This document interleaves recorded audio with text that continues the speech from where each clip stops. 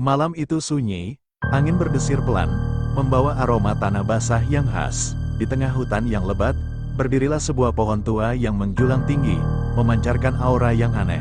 Pohon itu dikenal oleh penduduk desa sebagai pohon keramat. Di balik setiap daun dan rantingnya yang rapuh, tersimpan kisah-kisah kelam yang jarang terungkap. Mereka yang berani mendekat selalu membawa pulang cerita-cerita menyeramkan yang sulit dipercaya. Inilah kisah mereka. Semua berawal dari sebuah malam yang kelam. Bintang-bintang tertutup awan gelap, dan bulan hanya terlihat seperti bayangan samar di langit. Rudy, seorang remaja pemberani, memutuskan untuk membuktikan bahwa semua cerita tentang pohon itu hanyalah mitos. Bersama 3 temannya, Dedi, Sinta, dan Indra, mereka menuju hutan dengan senter di tangan dan keberanian yang menggebu-gebu. Namun, begitu mereka mendekati pohon, suasana mulai berubah, angin mendadak berhenti, dan udara terasa berat. Suara hutan yang biasanya penuh dengan suara binatang malam, tiba-tiba hilang. Hanya ada kesunyian yang memekakkan telinga. Mereka merasa ada yang memperhatikan, tetapi tidak ada yang berani berbicara. Rudy mengarahkan senternya ke pohon tua itu. Kulit pohonnya tampak aneh, seolah-olah ada pola-pola yang menyerupai wajah manusia. Mereka mendekat dengan hati-hati. Tiba-tiba, Sinta berteriak. Ia melihat sesuatu yang berkilauan di bawah pohon. Sebuah liontin emas, berdebu dan tertutup lumut. "Ini pasti barang berharga seseorang yang hilang di sini," kata Indra sambil memungut liontin itu. Namun, begitu dia menyentuhnya, sebuah jeritan nyaring terdengar dari arah pohon. Mereka terdiam, jantung berdegup kencang. Suara itu terdengar seperti suara seorang wanita yang menjerit kesakitan. Jeritan itu hanya permulaan. Malam itu, mereka memutuskan untuk bermalam di hutan, tepat di sekitar pohon. Saat malam semakin larut, berbagai kejadian aneh mulai terjadi. Senter mereka mati mendadak. Suara langkah kaki terdengar mengelilingi tenda mereka, dan suara bisikan terdengar jelas di telinga mereka, meskipun tidak ada seorang pun yang berbicara. Sinta terbangun dengan tanda-tanda cakaran di lengannya, meskipun ia yakin tidak ada yang menyentuhnya saat tidur. Dedi melihat bayangan seorang wanita berpakaian putih yang melayang di antara pepohonan. Namun, yang paling menyeramkan adalah saat Rudy menemukan ukiran baru di pohon itu, berbentuk wajah wanita yang berteriak, sama persis dengan suara yang mereka dengar sebelumnya. Keesokan paginya, mereka bergegas kembali ke desa dan menceritakan pengalaman mereka kepada tetua desa, Pak Banu. Pak Banu dengan wajah serius menceritakan legenda tentang pohon itu. Dahulu kala, ada seorang wanita bernama Sri yang tinggal di desa tersebut. Sri dikenal sebagai orang yang memiliki kemampuan supranatural. Namun, kemampuannya membuat banyak orang iri dan takut, sehingga ia dituduh sebagai penyihir.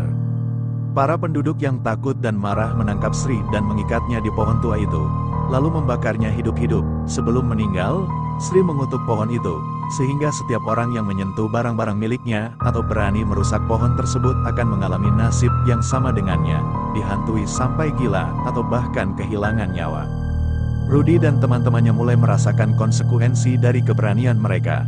Setiap malam, mereka dihantui oleh mimpi buruk yang sama, mimpi tentang Sri yang dibakar di pohon tua itu. Dengan jeritan kesakitan yang mengerikan, Sinta mulai mengalami gangguan tidur parah dan sering berbicara sendiri. Indra mengalami kecelakaan misterius yang membuatnya terbaring di rumah sakit dengan luka-luka yang tidak bisa dijelaskan secara medis. Rudy tahu bahwa mereka harus melakukan sesuatu untuk menghentikan kutukan itu. Bersama dengan Pak Banu, mereka memutuskan untuk mengembalikan liontin yang ditemukan di bawah pohon dan melakukan ritual pemurnian untuk memohon maaf kepada arwah Sri. Pada malam yang ditentukan, Rudy, Sinta, dan Dedi, ditemani oleh Pak Banu, kembali ke hutan. Mereka membawa berbagai sesajen dan bunga untuk meyakinkan arwah Sri agar menghentikan kutukannya. Dengan hati-hati, mereka meletakkan liontin itu kembali di bawah pohon dan menyalakan lilin-lilin di sekelilingnya.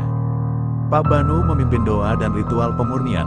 Suasana kembali mencekam, dan angin bertiup kencang. Di tengah-tengah ritual, bayangan wanita berpakaian putih kembali muncul, tetapi kali ini tidak menyeramkan. Ia hanya berdiri di sana, mengawasi mereka dengan tatapan penuh kesedihan. Ritual berakhir dengan Pak Banu memohon maaf atas ketidakadilan yang pernah dialami Sri dan memohon agar arwahnya tenang. Bayangan itu perlahan menghilang, dan suasana kembali tenang, udara terasa lebih ringan, dan untuk pertama kalinya, mereka merasa lega. Setelah malam itu, Kehidupan Rudy dan teman-temannya kembali normal. Sinta mulai tidur nyenyak tanpa gangguan. Indra pulih dengan cepat dari lukanya, dan tidak ada lagi bisikan atau bayangan mengerikan. Pohon itu masih berdiri kokoh, tetapi kini tanpa aura menakutkan yang dulu menyelimutinya. Pohon keramat kini menjadi pengingat akan sejarah kelam desa itu dan pentingnya menghormati arwah yang telah pergi.